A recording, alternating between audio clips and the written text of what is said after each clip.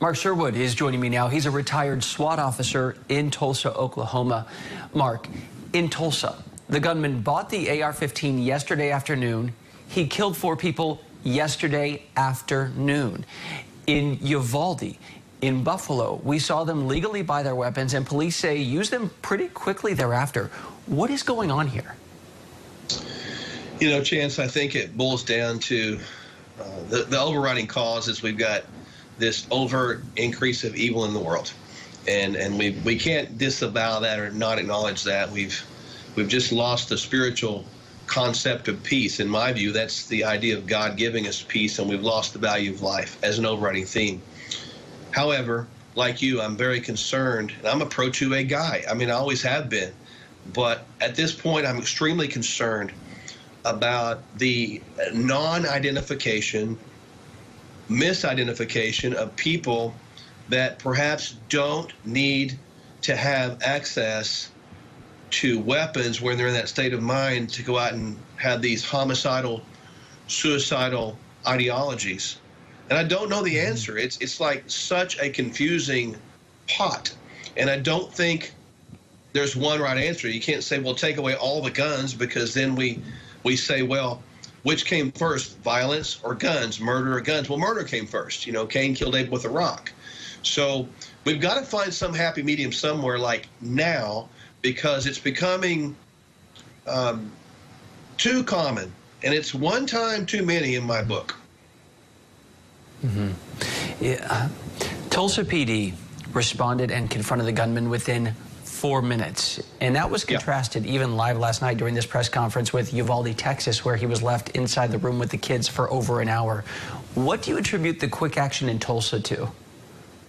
Well, obviously, these are some of my former brothers and sisters in arms. And I've trained there, and they're highly trained. They're absolutely awesome. We do have a SWAT team, but we also have highly trained officers here in my city. And I sit right now in a location where I'm approximately 1 mile, actually less than the scene of the shooting right now. With that said, it is important for the viewers to understand that if the officers at the scene in Uvalde were given information, and I don't know, that the gunman was armed and barricaded alone in a room, that's a totally different response than someone armed and barricaded or an active mobile shooter with hostages or wounded people or potential victims around. And I don't know what Uvalde command was given. I've heard, and the optics look terrible. I admit that. In Tulsa, I can tell you they did exactly what training would dictate they do. Officers run to gunfire, at gunfire, while everybody else runs away. Their job is to go encounter the active shooter immediately, draw attention away from any other potential victim to the officers, and they're to engage that threat and end that threat as expeditiously as possible.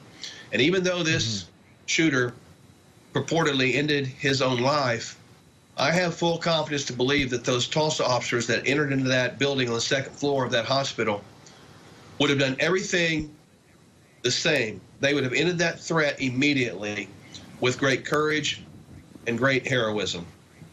Right. Yeah, and you have to wonder, did he end his own life because he felt them bearing down on him because they were so active in getting him and pursuing him? Let me ask you this. AR-15s and assault-style weapons, they seem to be this common denominator in many of the recent attacks.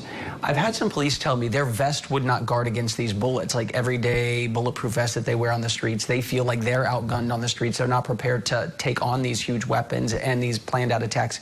What do you make of AR-15s and assault-style weapons?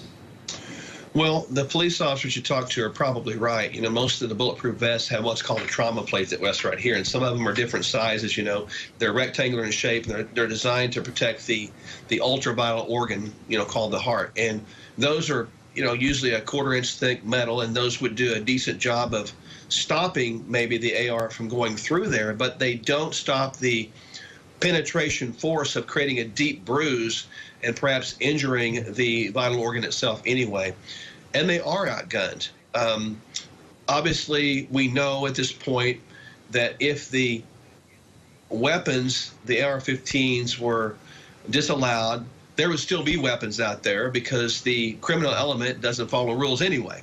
So I think we have to think about what can we arm the officers with to help them combat that when or if they're confronted with that type of weaponry, because I've been there way early back in my years where I had a revolver and somebody had a automatic weapon or a long gun or a rifle, and you do feel inferior. You feel at a loss, and we made adjustments in Tulsa, and I'm hoping other departments will make adjustments as well.